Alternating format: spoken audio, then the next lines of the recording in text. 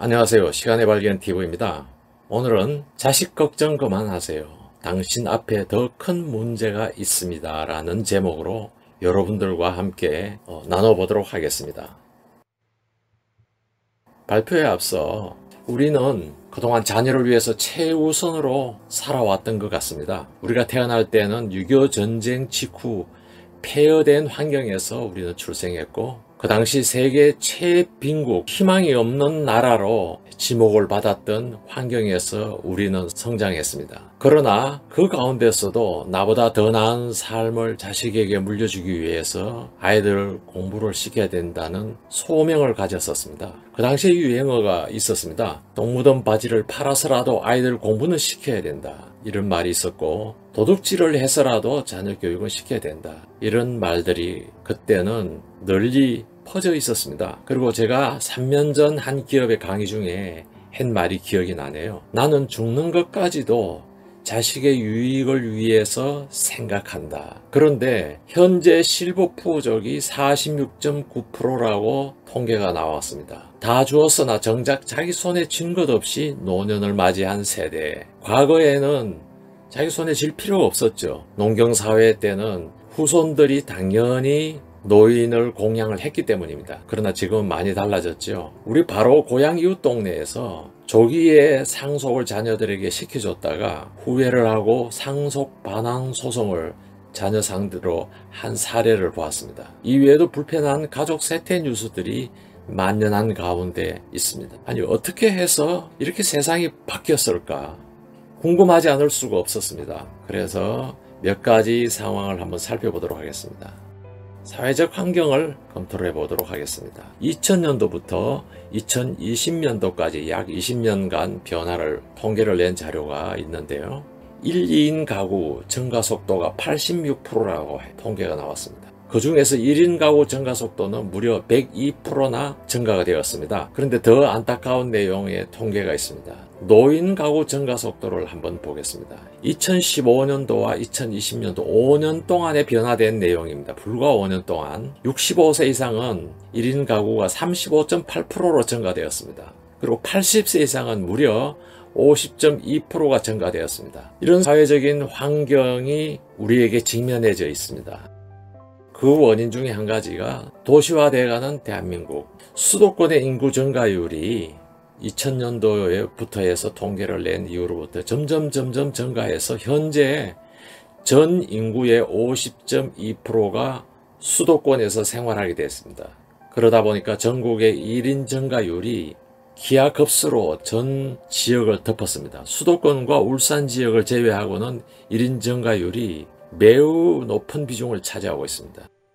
6070 세대가 시대적 어떤 변화가 일어났는지에 대해서 한번 살펴보도록 하겠습니다. 농경사회를 지나서 산업부흥사회를 경험하고 현재 선진화 사회에 접어들었죠. 자, 한번 비교해 보겠습니다. 농경시대 때 가치는 노동력 중심이었습니다. 산업부흥사회에서는 공장 생산의 가치가 가장 높았죠. 현재 사회에서는 개인의 삶에 대한 가치를 매우 높게 생각을 하고 있습니다. 그럼 농경시대 때에는 집단 생활을 했죠. 4대가 동거하는 것이 보편적이었습니다. 그러나 산업부흥 시대 때는 경제에 따라서 가족들이 이주하기 시작했습니다.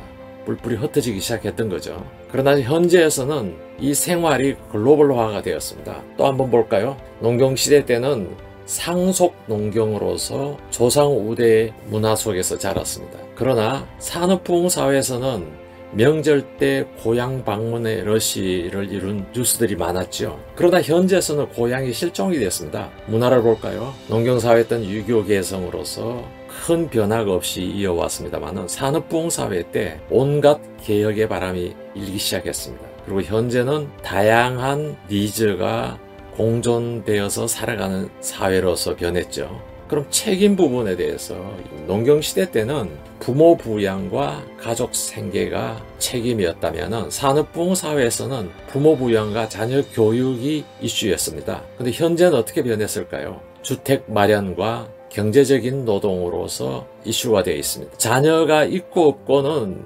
차기의 과제입니다. 그런데 이 베이비 부모 시대와 70대에는 이 모든 사회를 경험한 유일한 계층이 이 세대인 것 같습니다. 그러다 보니까 부모부 부양도 하게 되었고 어떤 면에서는 양가 부모부 부양까지도 생각을 하게 됐죠. 그리고 2자녀 이상 양육을 하게 되었습니다. 그리고 자녀들 대학 교육, 그 다음에 자녀들 결혼까지 시켜야 되는 부담, 이렇게 정신없이 살아오다 보니까 정작 자기 자신의 노후 대책에 대해서는 어떨까요? 앞으로는 자식 부양 혜택을 받을 수 없는 시대 변화 속에서 살아가고 있습니다. 어느 정도 경제적인 여유가 있는 경우엔 자식이 캥거루족처럼 부모에게 붙어서 살아가고 있는 경우도 있죠. 또한 노후 자금 부족 현상, 이러한 것들이 우리의 노후 대책에서 많은 과제를 안고 있습니다. 그럼 뭐 어떻게 되겠지라고 대충 포기하고 살아가면 과연 그것이 현명한 방법일까요? 이제 노인의 미래 환경에 대해서 보겠습니다. 과연 그렇게 해도 되는지. 우리는 장수의 시대로 돌입했습니다. 2000년도에 7.4%인 노인 고령화가 현재는 16.4%까지 급성장을 해왔습니다. 그 중에서 특징은 65세와 74세의 증가수 높은 것은 더 젊어지는 실버 시대의 현상을 우리가 볼 수가 있습니다. 즉 다시 말하자면 노동을 해야 되는 나이로 볼 수가 있습니다. 그리고 또 하나의 특징은 100세 이상 증가율이 가장 높이 나타납니다. 이것은 불과 1년 사이에 일어났던 통계이기 때문에 이것은 큰 변화라고 볼 수가 있습니다. 이제 나도 100세 수명에 도달할 가능성이 매우 높은 현실 속에서 살아가고 있습니다. 노후 미래의 환경에 대한 지출 변화에 대해서 한번 검토를 해보겠습니다. 젊은 세대에 비하여서 외식비는 줄어들었으나 의료비는 약 4.4배 이상 증가 현상이 일어났습니다. 그것은 건강관리비 급증가 현상이라고 보면 되겠죠. 식료품은 약 4배가 증가했습니다. 젊은 세대에 비해서요. 그것은 바로 건강보조식품을 많이 사용하게 됐다는 거죠. 자녀에게 받은 이상 베풀 생각을 해야 자녀하고 멀어지지 않는다는 말을 들었어요. 맞는 것 같아요. 자식에게 계속 받는 것만 하다 보면은 결국 멀어지게 된답니다. 우리가 생각 밖에 많은 비용이 발생되는 부분을 모르고 있었다면은 우리는 여기까지 계산을 해야 된다고 봐야 됩니다. 이제는 우리 스스로가 노후를 준비해야 할 시대가 도달했습니다. 그럼 이 노후 대책에 대해서 어떻게 해야 될까요? 그 첫 번째로서는 제가 발표한 자료 내용 중에 생애 가장 위험한 구간을 먼저 진단을 해봤습니다. 그 다음에 또한 발표한 내용은 일하는 사람이 오래 삽니다라는 내용으로 해서 노후 설계 시리즈 2로 해서 발표를 했습니다. 그 다음 차례에는 예고편입니다만 90세에도 소득은 확보, 즉 파이프라인 구축을 우리는 어떻게 해야 될 것인가, 이 문제에 대해서는 지금 맛보기로 파이프라인의 원리에 대해서 방송을 한 적이 있습니다. 그리고 이제 이 부분을 완성해서 우리가 소득원 확보를 위해서 어떤 아이디어가 있는지에 대해서 지금 열심히 준비를 하고 있습니다. 그리고 마지막으로 여가 생활을 즐길 줄 알아야 된다는 세트로서 마감을 하려고 합니다. 이제는 자식 걱정 그만하시고 더 큰 문제가 우리 앞에 놓인 노후 대책을 생각해 볼 시점입니다. 마치도록 하겠습니다. 감사합니다.